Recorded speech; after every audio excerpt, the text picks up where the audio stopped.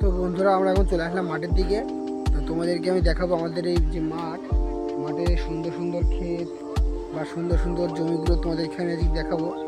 তো আমাদের তো নিজস্ব মাঠ নেই, তোমাদের এখানে দেখাবো। তো চলো তোমরা দেখো, ভিডিওটা এনজয় করো, ঠিক আছে?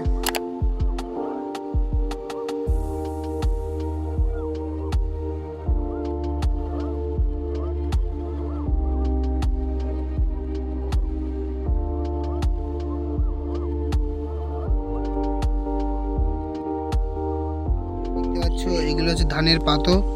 এগুলো পাতো দিয়েছে ধান তৈরি করবে বলে, মানে ধান লাগাবে, ওই জন্য পাতা দিয়েছে। তোমরা দেখতে পাচ্ছ ধানগুলো কত সুন্দর হবে, এটা বুঝতেই পারছো নিশ্চয়ই। আর ওই যে শস্যগুলো তোমরা দেখতে পাচ্ছ, এগুলো শস্য আর কদিন পরে কাটা হবে। চলো তোমাদেরকে কাছ থেকে দেখাই। দেখতেই পাচ্ছ তোমরা নিশ্চয়ই কত সুন্দর পরিবেশ।